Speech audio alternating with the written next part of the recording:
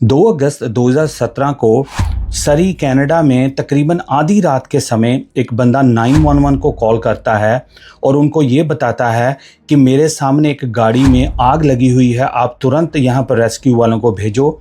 और जब फायर वाले और पुलिस वाले उस जगह पर पहुँचते हैं और वो देखते हैं कि एक काले रंग की BMW कार है, उसको आग की लपटों ने चारों ओर से घेरा हुआ है और बाहर से पुलिस वालों को कोई भी अंदर पैसेंजर या इंसान दिखता नहीं है, क्योंकि गाड़ी पूरी तरह धुएं से भरी हुई होती है।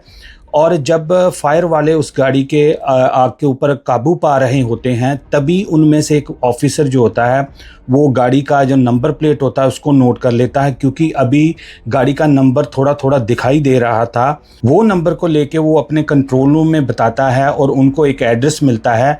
तभी एक यूनिट जो होता है वो उस एड्रेस के लिए डिस्पैच कर दिया जाता है और जब ऑफिसर जाके उस दरवाजे को नॉक करते हैं, वहाँ से एक बंदा निकलता है जिसका नाम होता है भरपूर सिंह।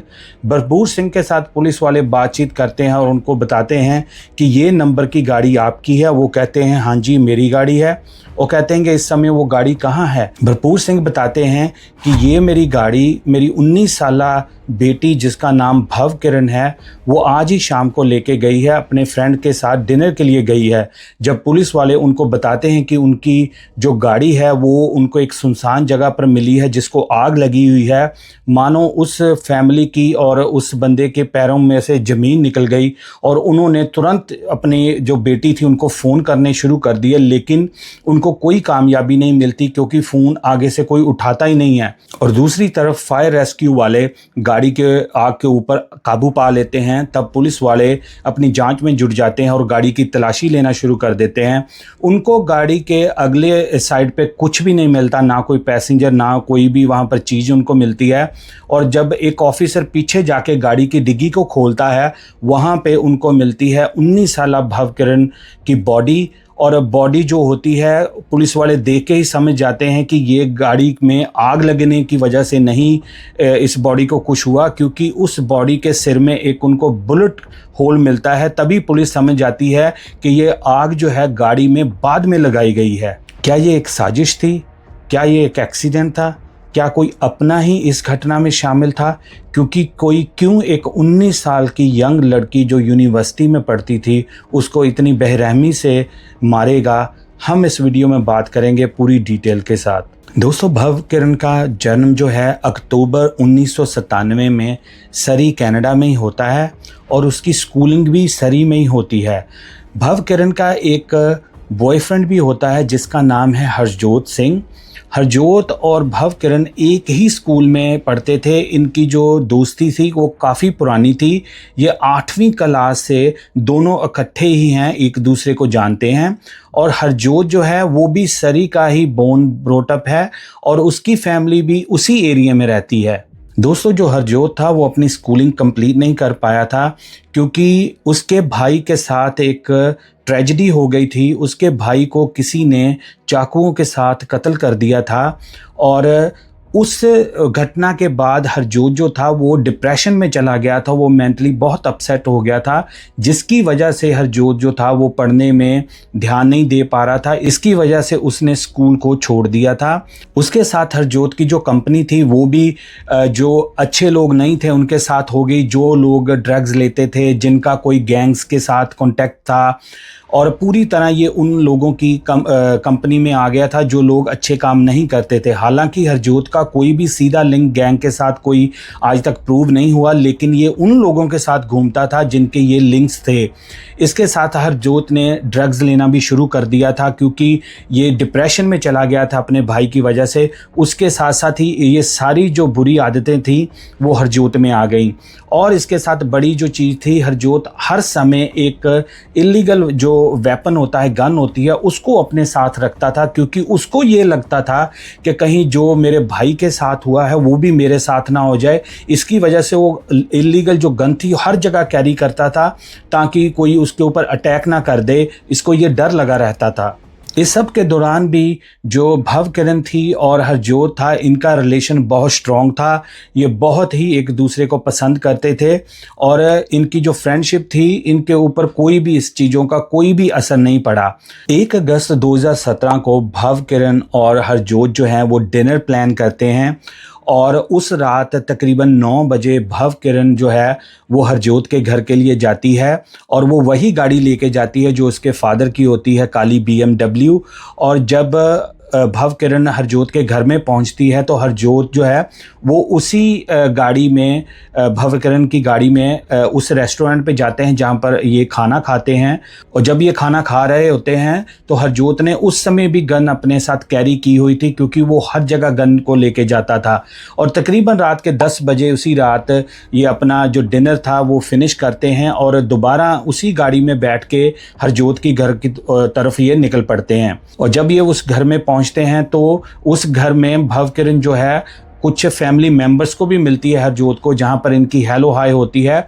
और उनसे थोड़ी देर मिलने के बाद ही ये दोनों जो हरजोत का बेडरूम है वहां पर चले जाते हैं। और दोस्तों जब ये हरजोत वहां पर जाके अपने कपड़े चेंज करने लगता है और वो गन को निकाल के टेबल के ऊपर रखने की कोशिश करता है, तभी अनफॉर्चुनेटली वो गन जो है चल जाती है और वो गोली जो है सीधी जाके भवकिरण के सर में लग जाती है। और वो इतनी ज़बरदस्त वो गोली लगती है कि गोली एक साइड में लग के हेड में दूसरी तरफ से निकल जाती है और उसी समय भवकिरण जो होती है वो फ्लोर पर गिर जाती है। और जब तक हरजोत को कुछ पता चलता तब तक बहुत देर हो गई थी, क्योंकि इतना खून बह गया था। और जब हरजोत उसको चेक करता है भवप्रीत को और उसकी वो लाइफलेस बॉडी को पाता है और वो इतना घबरा जाता है, वो क्या करता है, बजाय कि 911 को कॉल करके हेल्प वो बुलाता, वो क्या करता है अपने भाई और एक कज़न को फ़ोन करना उसने शुरू कर दिया। और ऐसे ही कई देर तक वो बैक एंड फोर्थ एक दूसरे से फ़ोन कॉल पे बात करते रहे। अभी इस घटना को बीते हुए तकरीबन आधा घंटा हो जाता है। ना तो हरजोत अपने किसी घर वाले को ये बताता है, क्योंकि जो बुलेट की जो नॉइज़ थी वो सुन के ना तो घर वालों को कुछ पता चला, ना ही हरजोत ने उनको बताया। ये अभी तक भी बात जो है रिपोर्ट्स में सामने नहीं आई कि उनको पता चला था उनके घर वालों को बुलेट की नॉइज़ का कि नहीं। अभी इस घटना को तकरीबन आधे घंटे से ऊपर हो गया था और तभी एक काले रंग की SUV हरजोत के घर के पास आती है और वहाँ से 2 बंदे उतर के हरजोत के घर के अंदर जाते हैं। तभी हरजोत अपने गेट में से निकलता CCTV में दिखाई दिया है और ये भवकिरण की जो BMW गाड़ी होती है उसको रिवर्स करके अपने गेट के पास ले आता है। तब इसने भवकिरण की बॉडी को शीट में लपेट के उसको गाड़ी की डिक्की में रख दिया और वापस जाके जितने भी एविडेंस थे, मानो कि जैसे कोई बेड शीट थी, जहाँ जहाँ भी भवकिरण का कोई ब्लड का स्टेन था या कोई ड्रॉप्स थे, उन सभी चीज़ों को इसने इकट्ठा किया और गाड़ी के फ्रंट में रख दिया। तब फिर से हरजोत जो होता है अपने गैरेज में जाता है और वहाँ पर एक कैन डीजल का भरा पड़ा हुआ होता है, उसको उठाता है, उसको भी गाड़ी में लेके वो गाड़ी को वहाँ से लेके चला जाता है। और इसके साथ साथ ही पीछे वो वाली गाड़ी जो इसके घर के पास आई होती है वो भी इसके पीछे पीछे वो गाड़ी चलना शुरू हो जाती है और ये दोनों ही गाड़ियाँ एक सुनसान जगह की तरफ चलना इन्होंने शुरू कर दिया। और काफ़ी दूर जाके एक सुनसान जगह के ऊपर जो हरजोत होता है वो गाड़ी से निकलता है और गाड़ी के ऊपर वो डीजल को छिड़क के उसको पूरी तरह डीजल के साथ भिगो के उसके गाड़ी के ऊपर आग लगा देता है। और जब आग लगती है तो वो उस गाड़ी के ऊपर, जिसको इसका भाई और कज़न बाद में पता चला रहा होता है, उस गाड़ी में बैठ के ये अपने घर वापस आ जाता है। तब वहाँ से एक गुजरते हुए बंदे ने देखा था जब गाड़ी को, और उसने 911 को कॉल करके ये रिपोर्ट बताई थी कि गाड़ी को आग लगी हुई है। उसके बाद दोस्तों ये एक टाइम कंज्यूमिंग और एक बड़े लेवल की जो इन्वेस्टिगेशन थी वो शुरू हो जाती है। आगे बढ़ने से पहले दोस्तों आपसे एक हम्बल रिक्वेस्ट है, अपील है, आपकी सपोर्ट की ज़रूरत है। आप बड़ी तादाद में इस चैनल को देखते हैं, प्यार भी करते हैं, लेकिन जो सब्सक्रिप्शन है दोस्तों वो बहुत ज़्यादा लो है। बहुत ज़्यादा लोगों ने चैनल को अभी तक सब्सक्राइब ही नहीं किया, तो आपकी सपोर्ट की ज़रूरत है। प्लीज़ इस चैनल को सब्सक्राइब करना। चलिए कंटिन्यू करते हैं स्टोरी का। इनिशियल इन्वेस्टिगेशन में पुलिस का सीधा जो शक था वो हरजोत की तरफ जाता है, क्योंकि जब पुलिस वालों ने भवकिरण के पेरेंट्स से बात की थी तो उन्होंने ये बताया था कि लास्ट जो बंदा था जिसके साथ भवकिरण डिनर के लिए गई है वो हरज्योति था। तो पुलिस का उसके ऊपर शक करने का एक कारण था। तो पुलिस ने ज़्यादा समय ना वेस्ट करते हुए उसी समय वारंट लेके उन्होंने हरज्योत के घर में रेड डाली और वहाँ पर जाके पूरी बारीकी से छानबीन करनी शुरू कर दी, क्योंकि वो जानते थे कि हरज्योत का कुछ ना कुछ इस केस से लेना देना है। और दोस्तों आप यकीन मानना कि ये जो चेकिंग थी, जहाँ आप कह लो कि इन्वेस्टिगेशन थी उसके घर में, 48 आवर तक, 48 घंटे तक चली, क्योंकि पुलिस वाले कोई भी सुराग जो था वो छोड़ना नहीं चाहते थे। क्योंकि ये घर दोस्तों 3 मंजिली घर था, ये बहुत बड़ा घर था, इसलिए पुलिस वाले कोई भी कोना, कोई भी ऐसी जगह नहीं छोड़ना चाहते थे जहां से उनको कोई ऐसा कोई चीज़ मिस हो जाए जिससे वो हरज्योत को लिंक ना कर सकें इस केस के साथ। तो तभी पुलिस वालों को एक जैकपॉट हिट होता है। उनको उनके जो बेडरूम होता है हरज्योत का, वहाँ से कुछ ब्लड के जो स्ट्रेन मिलते हैं, वहाँ पर ब्लड के कुछ ड्रॉप्स होते हैं और तभी उस ब्लड के जो होते हैं ड्रॉप्स, उनको लेके वो फोरेंसिक में भेज देते हैं। उसी के साथ साथ जब पुलिस और छानबीन करती है तो उनको जो बुलेट का खोल होता है वो वहाँ पर मिल जाता है। जो बुलेट चली होती है उसका जो खोल होता है वो वहाँ पर उनको मिल जाता है। इसी के साथ साथ जो दूसरी टीम थी पुलिस की, जो गाड़ी की चेकिंग और इन्वेस्टिगेशन कर रही थी, उनको भी कई छोटे छोटे ऐसे सबूत मिले जिनको वो हरज्योत के साथ लिंक कर सकते थे इस केस के साथ। और पुलिस को वहाँ पर कई खाली बुलेट्स भी मिले, इसकी गाड़ी में इधर उधर पड़े। और पुलिस ने जब वो बुलेट्स को, और जो इसके बेडरूम में बुलेट मिला था, जब उन्होंने मिलाया तो वो उनको ये पता चल गया था कि ये एक ही गन के जो हैं वो बुलेट्स हैं। इसके साथ साथ ही पुलिस वालों को जो शक था वो अभी यकीन में बदलना शुरू हो गया था। लेकिन अभी भी कई चीज़ें थी जो इस केस में पुलिस को परेशानी में डालने वाली थी, क्योंकि अभी तक जो गन थी वो बरामद नहीं हुई थी और गन के बिना वो जो हरज्योत है उसको इस केस के साथ लिंक नहीं कर सकते थे।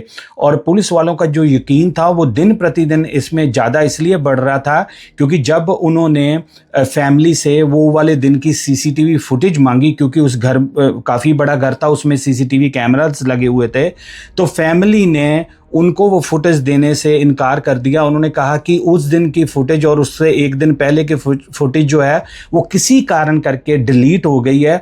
अब पुलिस वालों को ये पक्का पता चल गया था कि इस घर में कुछ ना कुछ भवकिरण के साथ हुआ है और कहीं नहीं हुआ। और कुछ देर के बाद ही पुलिस को एक बड़ी कामयाबी मिल जाती है, क्योंकि जो फोरेंसिक को इन्होंने सबूत भेजे होते हैं उसमें से जो ब्लड की रिपोर्ट होती है, वो जो ब्लड हरज्योत के बेडरूम से मिला था और भवकिरण का जो ब्लड था वो मैच हो जाता है। तो अब पुलिस के पास काफ़ी कुछ आ गया था जिससे वो अभी हरज्योत को अरेस्ट कर सकती हैं, क्योंकि इन्वेस्टिगेशन के दौरान पुलिस वालों ने हरज्योत को अरेस्ट इसलिए नहीं किया क्योंकि उनके पास कोई पुख्ता सबूत नहीं थे।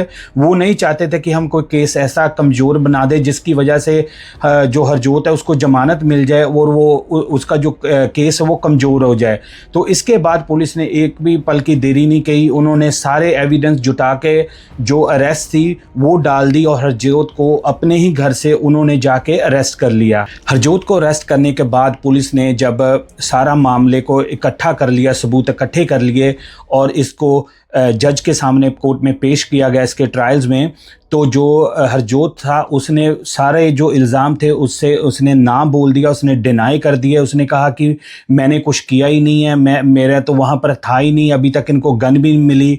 तो ऐसे करके हरज्योत ने इसको लंबा लटकाने की कोशिश की, लेकिन आपको पता ही था कि जो सबूत थे वो इतने ओवरवेलमिंग थे और हो सकता है कि उसके जो वकील थे हरज्योत के, उन्होंने भी कहा हो कि अगर तू ज़्यादा ऐसे करेगा तो हो सकता है कि तेरे को सज़ा ज़्यादा मिले।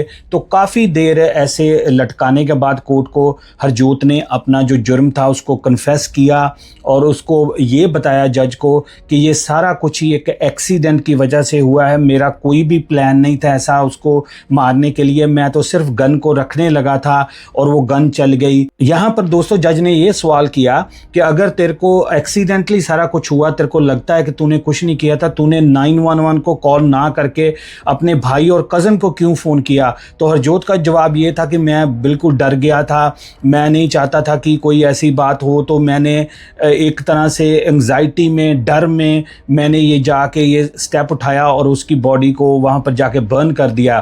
फिर भी जो पुलिस वाले थे और जो भवकिरण के फैमिली थी, उनको ये क्लोजर चाहिए था, उनको ये जवाब चाहिए था कि इसने किया क्यों ऐसा।